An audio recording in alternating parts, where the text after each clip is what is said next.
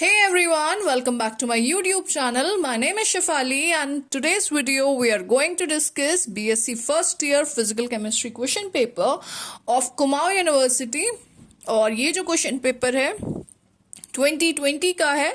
Maximum marks आपको जो देखने को मिलेंगे वो 34 है एंड फिजिकल केमिस्ट्री का जो पेपर होता है वो 34 मार्क्स का ही होता है.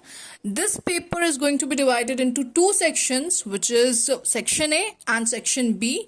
सो हम शुरू करते हैं video. Will start the discussion and there is a good news for you कि इस वीडियो में मैं आपको नोट्स प्रोवाइड करूंगी which you are requesting a lot कि नोट्स प्रोवाइड करे जाएं. सो येस, अच्छा, I can not promise you कि सारे क्वेश्चंस के नोट्स प्रोवाइड करे जाएंगे, but yes, most of the questions के नोट्स मैं आपको प्रोवाइड करूंगी. Okay, so let's start. And before I start, a quick request you guys, if you are new to the channel, please do subscribe it, okay, and watch the video till the end, and also like if you like my efforts.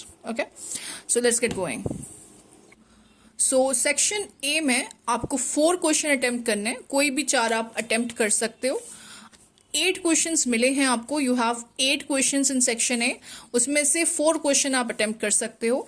The first question is describe and detail the law of corresponding states by deriving the appropriate equation use to describe this law. Full stop. Also explain the significance of this law. Okay, so physical chemistry का जो chapter है gaseous state, उससे ये question आया हुआ है, law of corresponding states. These are the notes. You can take the screenshot. Okay. Question number 2 we have over here is state and explain average velocity, root mean square velocity, and most probable velocity. Full stop. What is the relation among these? Okay, so this is a very important question. बहुत बार ये पूछा जाता है. Here are the notes for this question. Molecular velocity, तो ये है molecular velocity. As you know, again gaseous state का ये गैसियस स्टेट जो चैप्टर है उसी का ये टॉपिक है. एंड इसमें मॉलिक्यूलर वेलोसिटी, इसके अंदर जो एवरेज वेलोसिटी है, रूट मीन वेलोसिटी है, मोस्ट प्रोबेबल वेलोसिटी है, तो उससे क्वेश्चन आया हुआ है.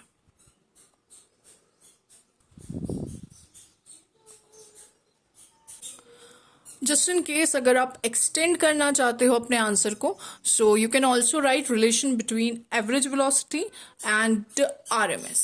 Okay, and here you have relation between most probable velocity and RMS velocity again.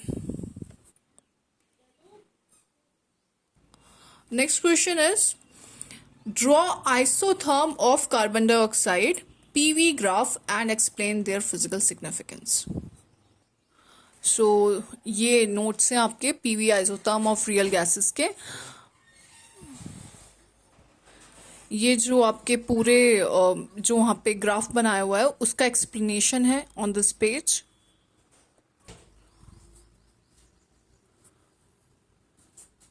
Fourth question is prove that a first order reaction, the half life of a reaction is independent of initial concentration. So fourth question नहीं है मेरे पास, इसके notes नहीं है, but let me tell you कि ये chemical kinematics में आपको मिल जाएगा. सो वहां से आप देख लीजिएगा. Draw the NaCl crystal structure. So you are going to draw the, so NaCl का crystal structure पूछा है आपसे. Solid state में है ये टॉपिक. ओके, सो NaCl का जो स्ट्रक्चर है physical chemistry first year solid state में आपको मिलेगा. 12th क्लास में भी आप इसे पढ़ते हो, बट इतना डीप नहीं पढ़ते. सो आपको यहाँ पे पूरे नोट्स मिलेंगे. NaCl को जो रॉक सॉल्ट स्ट्रक्चर होता है NaCl का, जिसमें उसका जो कोऑर्डिनेशन नंबर होता है Na का भी और Cl का भी, दैट इज 6. ये अच्छी तरीके से यहाँ पूरा एक्सप्लेन किया है आपको. और ये इसका 1 यूनिट, जो फर्स्ट यूनिट है उसका स्ट्रक्चर है. यहाँ पे जो ये पिंक डॉट्स हैं ये आपको क्लोरीन रिप्रेजेंट कर रहे हैं, क्लोरीन नेगेटिव. एंड आपके जो ये ग्रीन डॉट हैं ये आपको Na पॉजिटिव रिप्रेजेंट कर रहे हैं. Let me show you, close up से दिखाती हूँ आपको. Okay, so this is the structure. Now जो पूरा स्ट्रक्चर है अच्छी तरीके से, जो क्यूबिक स्ट्रक्चर है, मतलब वो तो यूनिट सेल वाला स्ट्रक्चर था, क्यूबिक स्ट्रक्चर आप दिखाना चाहो तो ये एक अच्छी तरीके से क्यूबिक स्ट्रक्चर बनता है सोडियम क्लोराइड का, okay, which is a rock salt structure. Next you have is sixth question, जो है state and prove has law of constant heat submission, और ये आपको थर्मोडायनेमिक्स में मिलेगा। So this is your Haas law of heat submission, and ये आपको पूरी अच्छी तरीके से रिप्रेजेंट किया है। हास लॉ आप जानते ही होंगे, 12th क्लास में भी पढ़ा होगा आपने, कि इसके पाथ जो हैं पूरे अच्छी तरीके से आपको समझाए हैं, ठीक है। और अच्छी तरीके से पाथ 1 पाथ 2 इसी का है, ये दिखा रखा है कार्बन डाइऑक्साइड का एग्जाम्पल लेके। Then you have application of Hess law. This is the first application, and here is the second and third application. Fourth is this one. So a lot of you say कि मतलब PDF बनाओ और फिर आप PDF डालो. So I want to say कि आप screenshot ले लो, और it will be better for you कि अगर आप खुद लिखोगे तो revision भी हो जाएगा. Screenshot लेके आप खुद अपने notes prepare करो. That would be a good thing for you. ठीक है. Question number 7 is, what are catalysts? Write a note on catalysis with examples. So ये हैं आपके catalyst के notes. catalyst यहाँ पे मिल जाएगा आपको homogeneous catalyst and homogeneous catalyst. फिर ये मैकेनिज्म है homogeneous catalyst की, just in case अगर आप अपने आंसर को extend करना चाहो.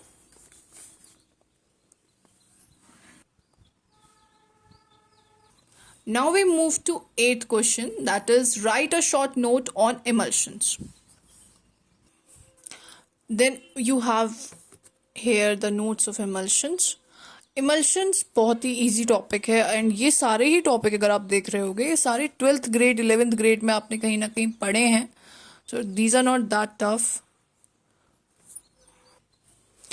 और ये यहाँ पे आपका emulsion, इमल्सिफिकेशन भी अगर आप अपने आंसर को एक्सटेंड करने के लिए लिखना चाहो, सो यू कैन राइट इट. ये भी है emulsification, emulsifying agents and emulsifiers भी बोलते हैं इनको. डी इमल्सिफिकेशन ऑल्सो, क्योंकि बहुत ज़्यादा ऐसा रहता है कि आंसर्स को एक्सटेंड करके लिखना है, तो you can go for it.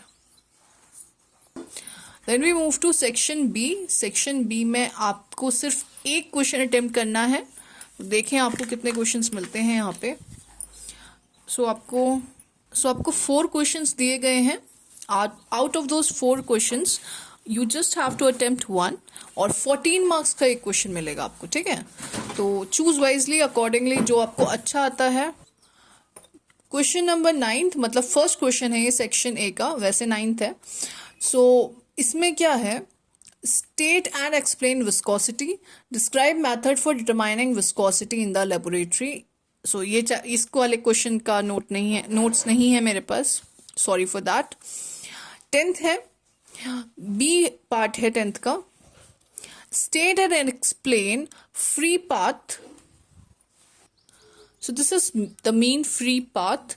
और ये अगेन ये चैप्टर नंबर जो आपका गैशियस स्टेट है, आई थिंक फर्स्ट चैप्टर है वो, ठीक है, देख लेना, not confirmed, but gaseous state का ये टॉपिक है आपका.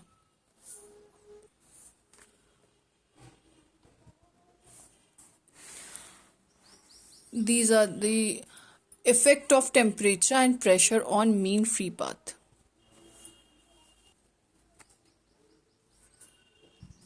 So the next question is, ये आई थिंक ये एक सेकेंड ना, ये शायद मिस प्रिंट हुआ है. ये 9th का ए और बी है. अब you have over here 10th, ये 10th का ए है, ठीक है, मिस प्रिंटिंग है शायद ये. तो ये 10th का ए पार्ट है. Discuss van der Waals equation for all real gases. Deduce the relationship between the critical constant and van der Waals constant. So van der Waal equation के ये notes हैं आपके.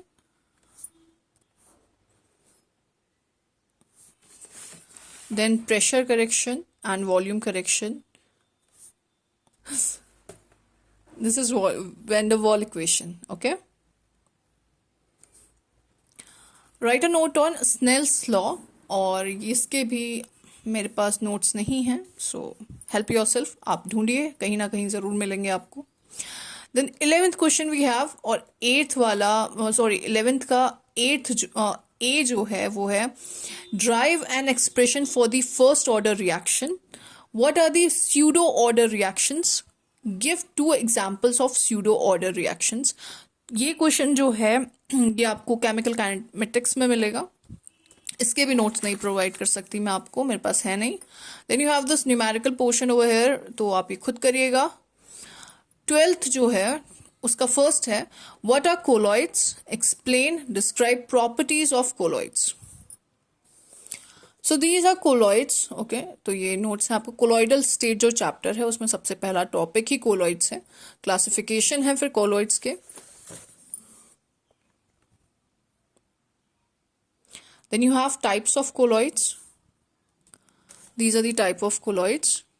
ये सारे ही टॉपिक जो हैं ये आपने सब 12th ग्रेड में पढ़े हैं. बीएससी फर्स्ट ईयर इतना डिफिकल्ट नहीं होगा आपके लिए.